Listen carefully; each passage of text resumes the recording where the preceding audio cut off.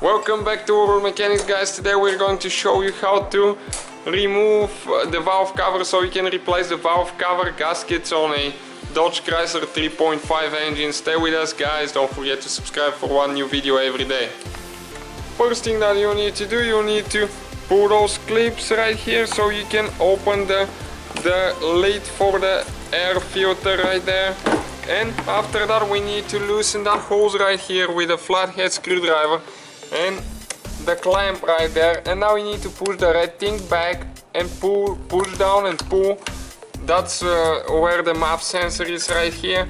And now you can just pull out the whole box, like the whole top of the box, the lid, with the hose. First thing, you need a 10mm socket to remove. There is one nut right here and one nut right there, okay? Two nuts, as you can see.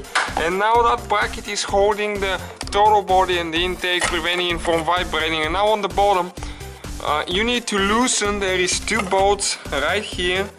You'll be able to find them. There is no way, guys, we can show you exactly. Okay, one is right there and one right here. And now you need to remove those bolts. Once you loosen them, you can go by hand. Usually they turn pretty easy with 15mm wrench. That's the only way to go, guys. Just a regular wrench like that, because with the ratchet it's really not very convenient to get in there. So we need to remove those two now. Okay, as you can see, that's one of them. Good thing about those, they don't tend to rust there, so they come out easy once you start them. Okay, and this is the second one, because that bracket is holding the throttle body and it will be in the way. Okay, we got it out. As you can see right there, that's the bracket we're talking about. Alright, guys, after we remove the bracket now and we remove the wire, we can proceed to removing a few vacuum hoses right here. So those, you just pull them out. They tend to get stuck sometimes, but they'll come out eventually. Okay, this one and the one next to it. Okay, you grab it like that and it will come out. And now one more. Okay, well, this one we already removed it. And this one right here as well. One more vacuum hose.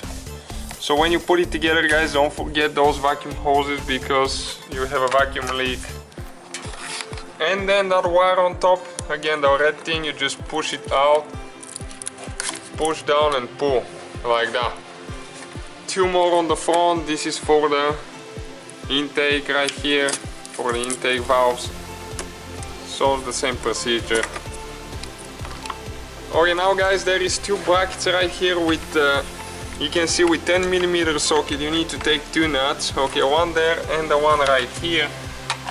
So those are usually not very tight. With just a wrench you can remove the nuts. Careful not to drop them.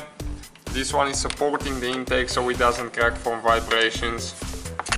Now you can proceed by removing a few bolts with 10mm socket. Okay, one there. One more there. Two there, as you can see. So 4, 5 so far. 6, 7. Okay. And now you need to make sure that you don't have any more bolts.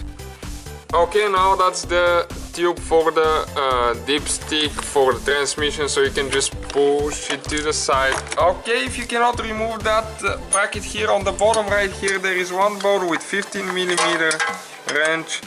You can take it loose, and once you loosen it, you'll be able to pull it out.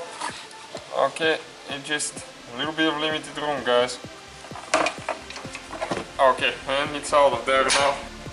Okay, now on the back right there, that's where it circulates the emissions, the exhaust gas. You need to pull it out and then lift it up. It's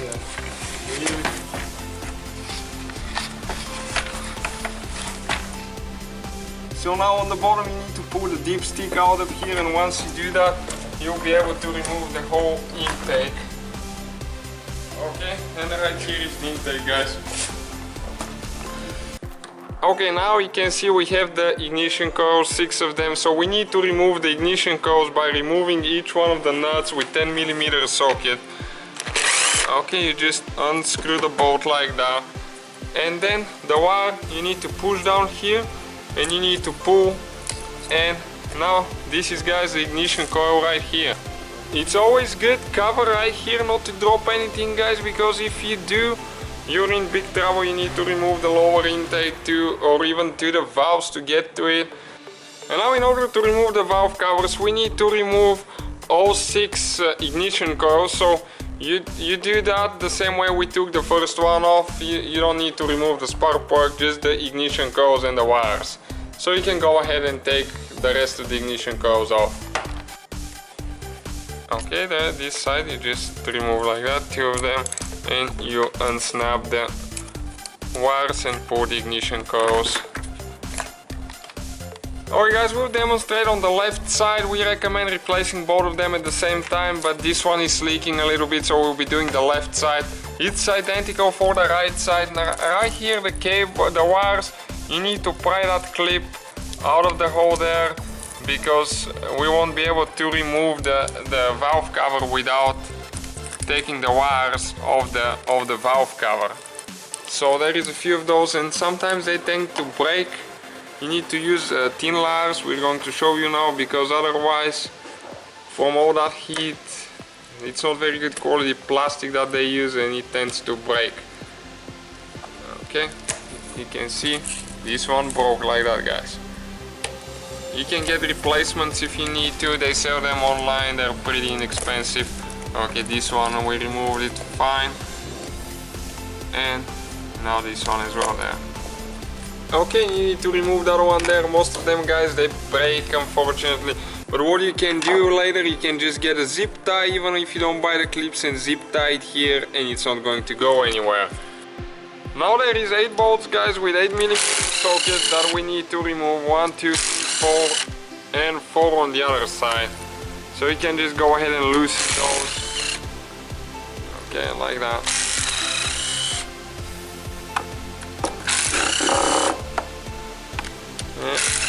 Just 2 more after that right there.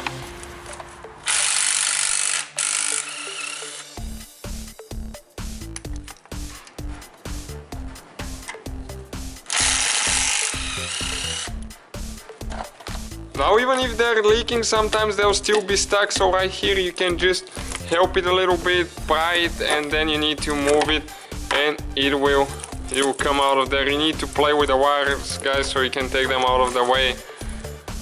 Otherwise you won't be able to pull it out.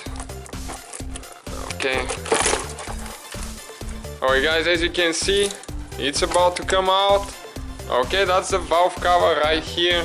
And as you can see, this is the head right here. That's where we had the leak a little bit on the exhaust. And now you just start it gently with the screwdriver, and okay, let us show you. Just pull it out, guys. You install the new gasket and you put it back together exactly the same way we took it apart, guys. If you have any questions, let us know. Don't forget to subscribe and give us a like if the video was helpful. Thank you for watching, as we have a new video on our channel every day.